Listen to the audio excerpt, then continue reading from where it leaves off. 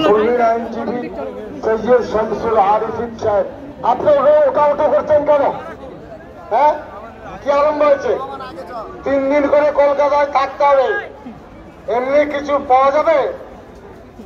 3 दिन থাকলে তবে दाना बांधे। क्या खा जाएंगे?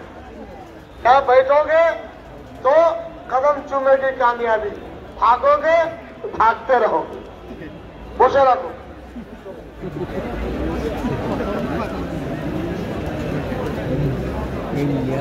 আসসালামুআলাইকুম, একটু জোরে ওয়ালাইকুম আসসালাম। কেন আমরা এত ভয় খেয়ে যাই নাই যে আমাদের মুখ বন্ধ হয়ে গেছে? ওরা একটা বিল আনতে চেয়েছে, এটা ওয়াকফ বিল। এটা এর আগে এসেছিল ওয়াকফ, টোটাল ওয়াকফ রিপিল এক। আমাদের ছেলেরা যারা অর্থ সংগ্রহের জন্য ডাব্বা নিয়ে গেছে ট্রেনে, আপনারা তাতে পয়সা দেবেন। আমরা বলিনি 5,000 10,000 দেয়, 200 100 500 সবাই দিতে পারে। 1995 একটাকে তুলে দিতে চেয়েছিল যাতে ওয়াকফটা না পারে না, সেটাকে পাস করাতে। পরবর্তী ক্ষেত্রে 2024-এ এটা অ্যামেন্ডমেন্ট করতে চেয়েছে। এই অ্যামেন্ডমেন্ট করে বিলটাকে গোটাটা ছাড়িয়ে দিয়ে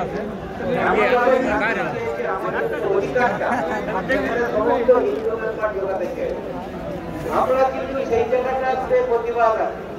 আমরা আমাদের সম্পত্তি কিভাবে চালাবো, কিভাবে রাখবো, সেটা আমরা দেখবো। তোমাদের দেখার কোনো প্রয়োজন নাই, কেন এই সম্পত্তি আমার। মোদীজি কিছুদিন আগে বলেছেন যে কনস্টিটিউশনের কোথাও বলে কোনো শব্দ নেই। সে কথা ওনাকে বলতে চাই যে উনি পড়েন নাই, উনি যে কি পড়েছেন জানি না। ওনাকে অনুরোধ করবো যে উনি পড়াশোনা করুন একটু, তাহলে আমাদের কাছে আসুন, আমরা শিখিয়ে দেবো হোয়াট ইজ কনস্টিটিউশন। কনস্টিটিউশনে ডাইরেক্ট আমাদের অধিকার দেওয়া আছে, আমরা আমাদের সম্পত্তি সম্পর্কে কিভাবে রাখবো, কিভাবে যাব। মুসলিম পার্সোনাল ল 1934, সেখান থেকে আমাদের এই অধিকার দেওয়া আছে। এবং এই কনস্টিটিউশন ওই অধিকারকে কাড়ে নাই, সেটাকে রেখে দিয়েছে। আমি ওনাকে শেখাতে চাইছি, বা ওনার কোন প্রতিনিধি যদি আমার কাছে আসেন ওই জিনিসটা শিখতে, আমি বসে শিখিয়ে দেবো। 3 তালাক বিল হতো না, তাই বলবো। আজকে এখানে অনেক অ্যাডভোকেট আছে, আমার যতটুকু আমি ওয়াকফ নিয়ে, আমাকে যখন হযরত মাওলানা সিদ্দিকুল্লাহ চৌধুরী সাহেব রাজভবনে ডেকেছিল একটা মিটিং এ, আজ থেকে 15 দিন আগে, তখন আমি আলোচনা করে আমি এটা নিয়ে স্টাডি করে দেখলাম যে ওয়াকফ সম্পত্তি গোটা ভারতবর্ষে 30টা বোর্ড আছে, যার মধ্যে পশ্চিমবাংলায় যেমন ওয়াকফ বোর্ড।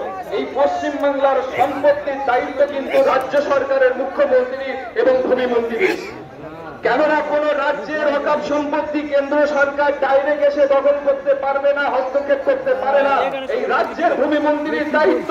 তাই আমরা বলবো, আপনার এমপিদের এমএলএকে বলুন যে আমাদের সঙ্গে কাঁধে কাঁধ মিলিয়ে আমাদের অস্তিত্ব বজায়ের জন্য এই বাংলার মধ্যে আমাদের ভূমিমন্ত্রীও যেন আমাদের সঙ্গে সমর্থন জানিয়ে কাঁধে কাঁধ মিলিয়ে লড়াই করে। আর ওই সামনে দেখানো লড়াই নয়, মন থেকে ভালোবাসুন। আমরা তাহলে নিশ্চিত আমরা উপকৃত হব। আমরা জানি বাংলার মুখ্যমন্ত্রী মুখ খুলেছেন, অভিষেক ব্যানার্জি মুখ খুলেছেন, আমাদের পাশে থাকার আহ্বান দিয়েছেন। আমি তাই আবারও বলবো, অভিষেক ব্যানার্জিকেও বলতে চাই যে আপনি দিল্লিতে আপনার এমপিদের নিয়ে ওয়াক আউট করুন, লড়াই করুন, আমরা আপনার সঙ্গে আছি। আমরা কাফন বেঁধে আপনার সঙ্গে দিল্লিতে গিয়ে নামতে রাজি আছি, ঠিক না বন্ধুগণ? তাই বলবো, সময় কম, অনেক জ্ঞানীগুণী বিচক্ষণ ব্যক্তি, এতটুকু বলবো যে আমরা আমাদের জীবন থাকতে আমরা নাগরিকত্ব ছেড়ে দিতে পারি। কারণ আমরা জানি দুনিয়া খোদার দুনিয়া, আমরা ইসলামকে মানি, শরিয়াতকে মানি।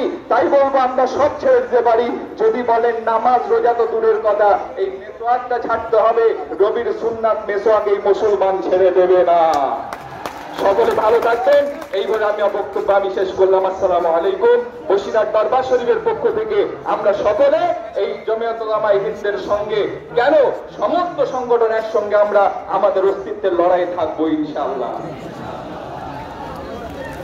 আপনারা এখন ফিলিস্তিন প্রসঙ্গে একটা প্রস্তাব শুনবেন।